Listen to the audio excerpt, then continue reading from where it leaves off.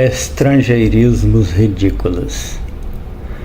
A língua não deve ser imposta, acho, pois hoje é a época em que mais impera a liberdade. Nem a proibição evitaria a incorporação de palavras estrangeiras em uma língua. A instrução teria muito mais efeito, mas há coisas que até faz mal aos ouvidos. Estrangeirismos desnecessários. Sou apaixonado pela administração, mas se tem algo que me irrita nas revistas, livros e artigos sobre o tema, são os estrangeirismos desnecessários e que muitas vezes tornam ridículo o texto. Acho brega ao extremo quando vejo os empacotadinhos da grande cidade falando termos como temos que obter um feedback dos colaboradores para saber o motivo da alta taxa de turnover. No programa O Aprendiz, os aspirantes a sócios de Roberto Justus abusam dos termos americanalhados como se aquilo os fizesse parecer mais inteligentes ou capazes. Revistas como Você S.A. e Exame, que são excelentes em seus conteúdos e altamente recomendadas para os estudantes de administração, às vezes exageram a dose com tanto jargão ridículo. Não se trata de xenofobia ou algo do gênero, mas há equivalente em português por que americanalhar. Veja alguns exemplos.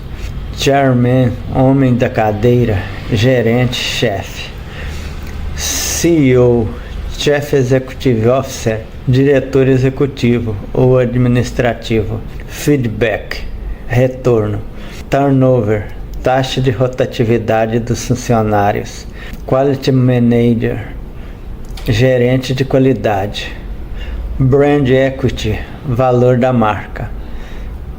Daqui a poucos anos as pessoas vão olhar para trás e ver o quão ridículas eram no passado por deixarem sua língua oficial de lado para tentar parecer mais inteligentes usando esses estrangeirismos desnecessários.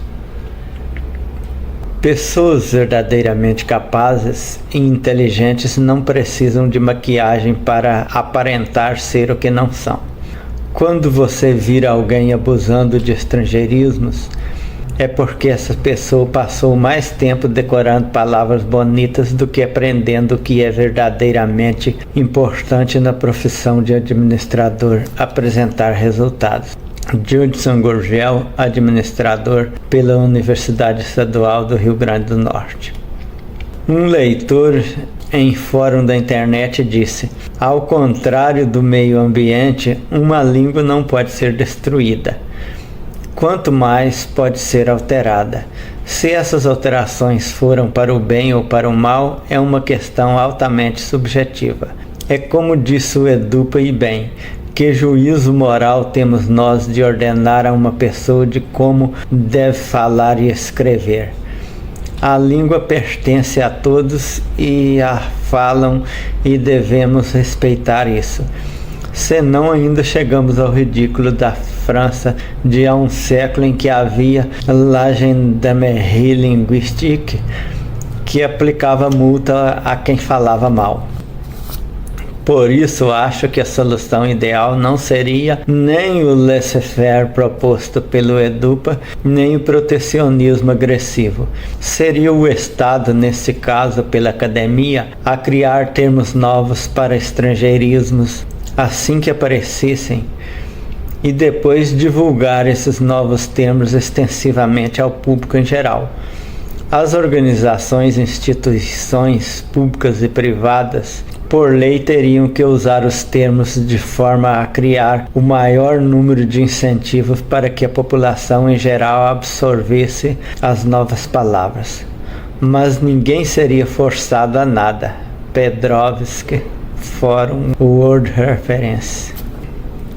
A proposição de Petrovsky me parece boa, pois na maioria das vezes encontramos tantos termos estrangeiros amplamente usados em nosso meio que nem sempre sabemos o que exatamente significam e temos dificuldade para os dizermos na nossa língua. Mas por falar em estrangeirismos ridículos, vale a pena lembrar a mais ridícula e comum da atualidade. MC. O que quer dizer mestre de cerimônia? Por que então pronunciar as letras como se a palavra fosse inglesa? Isso sim é o cúmulo do ridículo na linguagem. Os nomes das letras são M e C, não M e C, como divulgam aí pela mídia. Quando dizem DJ, acho válido, pois são iniciais de disc jockey, palavra inglesa que literalmente poderíamos traduzir por tocador de disco. Aí sim a palavra é estrangeira. O mesmo podemos aceitar de VJ, mas dizer duas letras em uma língua estrangeira quando elas se referem a palavras da nossa língua é algo difícil de ouvir. Um case de sucesso.